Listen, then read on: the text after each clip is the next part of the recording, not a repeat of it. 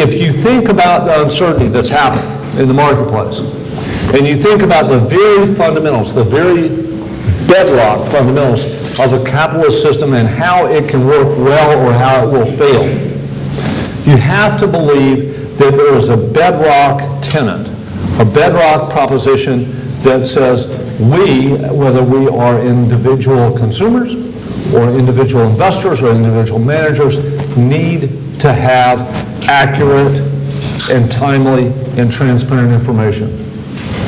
Again, you are pointed directly back to the critical role of financial statements, of the accounting industry,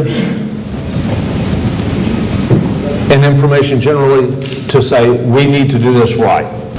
It is my terrific pleasure at this particular moment and for the long run to introduce to you and to welcome Barry Salzberg, the CEO of Deloitte, to address us on globalization of accounting standards. Please help me welcome Mr. Barry Salzberg.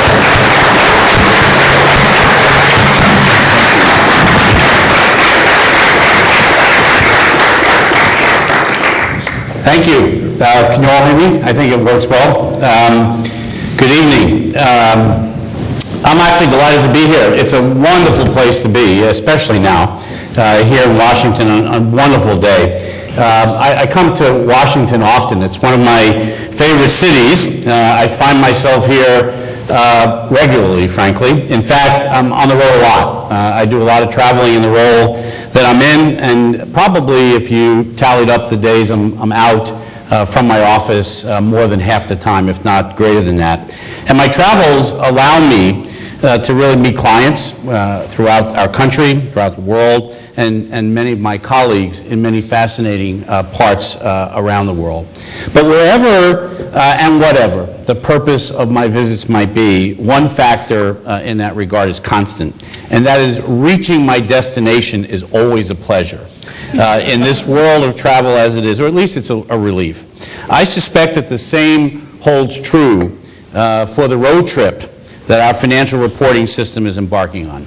Last month, as many of you know, the SEC offered us a map for our journey and 7 signposts to guide us along the way. It's going to be a challenging trip, no doubt about that, but I think it will be worth it once we actually reach our destination. So we are heading now to a place where financial statements will speak one global language, where investors will no longer need a fleet of translators to help understand the local dialect. That's sort of the way I look at the journey that we're on. Where transparency will strengthen our markets, large and small, and that really, folks, is a place where we need to be. Like all long journeys, this is not one to embark upon lightly. The roadmap the SEC has provided covers some pretty tricky terrain.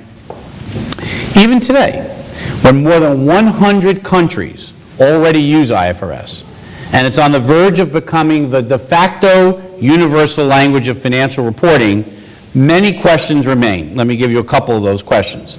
Are there areas in which U.S. GAAP is actually preferable, or should IFRS be improved? How does the interpretation and enforcement of IFRS measure up? Is there adequate independent funding for an oversight of IASB, the IFRS standard setter? What challenges will face U.S. companies who convert to IFRS? Well, as for Deloitte, and indeed the accounting profession broadly, we recognize the likely bumps in the road.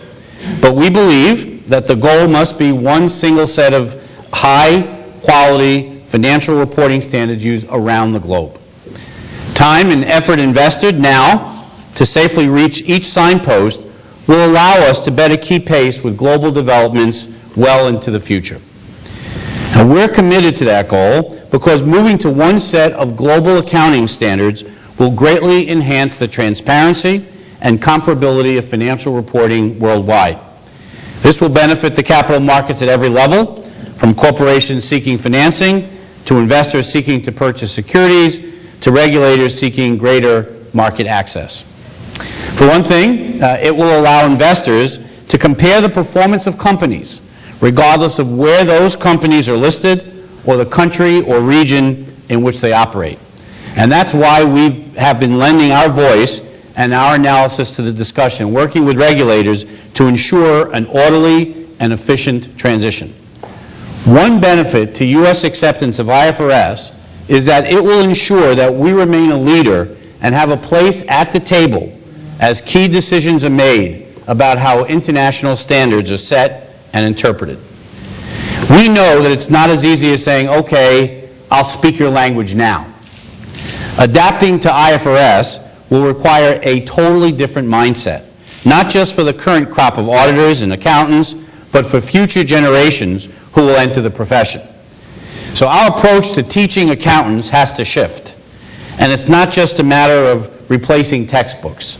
It means reconsidering the structure of accounting programs at the undergraduate and graduate level. It means rethinking the way we teach and the way we expect students to learn.